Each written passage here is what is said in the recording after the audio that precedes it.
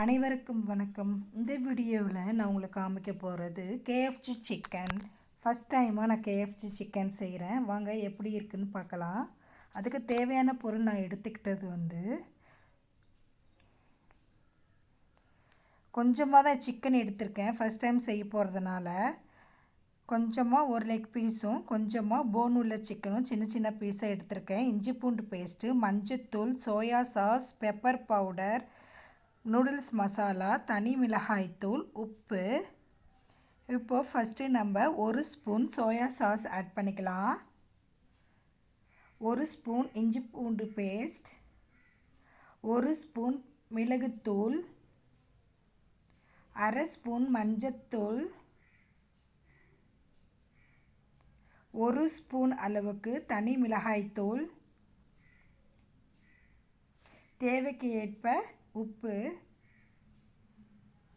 Noodles masala option தான். நீங்கள் எந்த நூடுல்ஸ் மசாலா இருந்தாலும் எடுத்துக்கோங்க, போடனாலும் பரவாயில்ல. நான் கொஞ்சம் எடுத்துருக்கேன். இப்போது சிக்கன் பீஸ் எல்லாம் போட்டுக்கலாம்.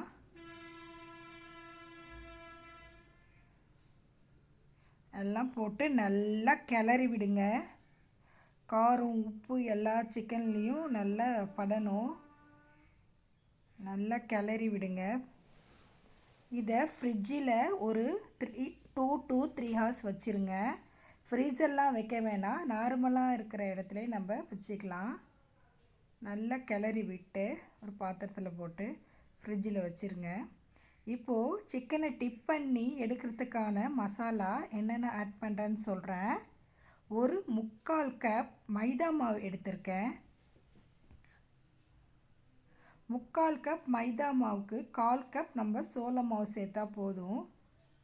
3/4 கப் மைதா மாவு ஆட் பண்ணிட்டேன். 1/4 கப் சோள மாவும் ஆட் பண்ணியிருக்கேன். நான் கொஞ்சமாக சிக்கன் எடுக்கிறதுனால எல்லாமே கொஞ்சமாக ஆட் பண்ணியிருக்கேன்.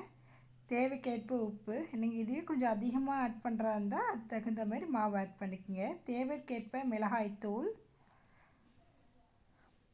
ஒரு ஸ்பூன் கார்லிக் பவுடர், ஒரு ஸ்பூன் ஆனியன் பவுடர் சேர்த்துருக்கேன். உங்களுக்கு பெப்பர் இந்த பவுடரில் வேணும்னா நீங்கள் காரத்துக்கு சேர்த்துக்குங்க, இல்லைன்னா வேண்டாம். நான் அதில் சேர்த்த மிளகு காரமே போதுன்ட்டு இதில் நான் சேர்க்கலை.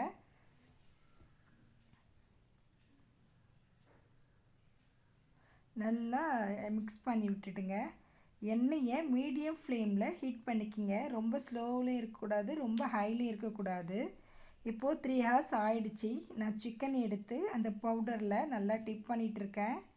ஐஸ் வாட்டர் நல்லா கூலாக இருக்கணும். டிப் பண்ணதை சிக்கன் அதில் 5 to 10 செகண்ட் நம்ம போடணும். போட்டு எடுத்து திரும்பியும் நம்ம பவுடரில் நல்லா டிப் பண்ணி மிக்ஸ் பண்ணுங்கள்.